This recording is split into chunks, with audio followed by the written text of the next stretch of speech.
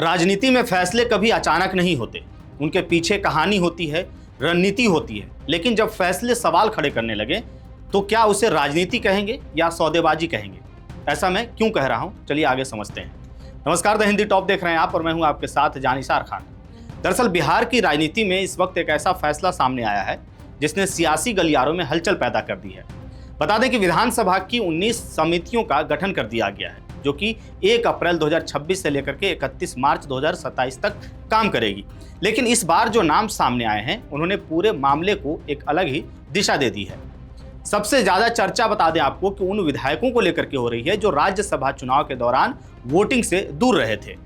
उसमें नाम है कांग्रेस के मनोहर प्रसाद सिंह का और आरजेडी के फैसल रहमान का।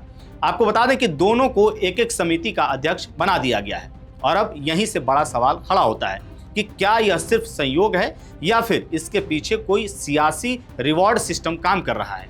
दरअसल लोकतंत्र में यह उम्मीद की जाती है कि जो प्रतिनिधि अहम मौकों पर अपनी भूमिका निभाते हैं उन्हें जिम्मेदारी दी जाती है, लेकिन यहाँ तस्वीर उल्टी दिख रही है। जो विधायक सबसे अहम मौके पर वोटिंग से दूर रहे उन्हें अब महत्वपूर्ण पदों से नवाजा जा रहा है। ऐसे में सवाल उठना लाजमी है कि क्या यह निष्क्रियता का इनाम है, और यहीं से बहस और तेज हो जाती है कि क्या ये राजनीति है या फिर सौदेबाजी का खुला खेल है। जिस व्यक्ति की विधायकी खुद खतरे में थी, आज वही सत्ता के गलियारों में इनाम पर इनाम बटोरता नजर आ रहा है। राज्यसभा चुनाव के दौरान आपको बता दें कि जिस पर गद्दारी के आरोप लगे, अब वही गैर सरकारी विधेयक एवं संकल्प समिति का सभापति बन गया है जो कि राज्य मंत्री के दर्जे के बराबर माना जाता है। तो क्या यही है जनता के भरोसे का सम्मान? क्या बिहार की राजनीति अब सिद्धांतों से नहीं बल्कि सौदे और समझौते से चलेगी? वहीं अगर आप पूरी सूची पर नजर डालेंगे तो कई और दिलचस्प नाम सामने आते हैं। बाहुबली छवि वाले विधायक मनोरंजन सिंह उर्फ धूमल सिंह को पर्यटन उद्योग समिति का चेयरमैन बनाया गया है, जबकि अनंत कुमार सिंह को पर्यावरण संरक्षण और प्रदूषण नियंत्रण समिति में सदस्य बनाया गया है। यानी साफ है कि प्रभाव और ताकत रखने वाले नेताओं को भी अहम जगह दी गई है। वहीं दूसरी तरफ सबसे महत्वपूर्ण समितियां जैसे नियम समिति और सामान्य प्रयोजन समिति अब भी विधानसभा अध्यक्ष प्रेम कुमार के पास ही हैं। इन समितियों में आपको बता दें कि उप मुख्यमंत्री सम्राट चौधरी, विजय कुमार सिन्हा और विजय कुमार चौधरी जैसे बड़े नेताओं को शामिल किया गया है। यानी बड़े फैसलों की कमान अब भी एनडीए के शीर्ष नेतृत्व के हाथ में ही रहेगी। लेकिन पूरी तस्वीर को अगर जोड़ करके आप देखेंगे तो एक अलग ही कहानी सामने आती है। एक तरफ वोटिंग से दूर रहने वालों को जिम्मेदारी दी जा रही है, दूसरी तरफ बाहुबली नेताओं को अहम रोल दिया जा रहा है और ऊपर से शीर्ष नेतृत्व के हाथ में पूरी कमान है।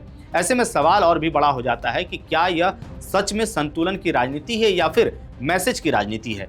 क्या एनडीए गठबंधन वाली सरकार यह संदेश देना चाहती है कि जो जितना बड़ा खेल खेलेगा उसे उतना बड़ा इनाम मिलेगा?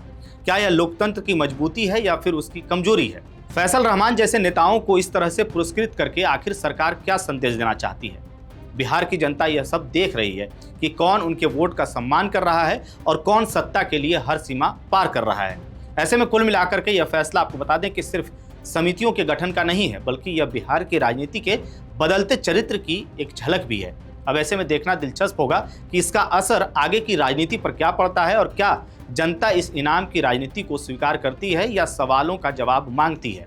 इस खबर को लेकर के आपकी क्या राय है? क्या वोटिंग से दूर रहने वाले विधायकों को इस तरह जिम्मेदारी देना सही है या फिर यह लोकतंत्र के साथ समझौता है? कमेंट में अपनी राय हमें जरूर बताइएगा।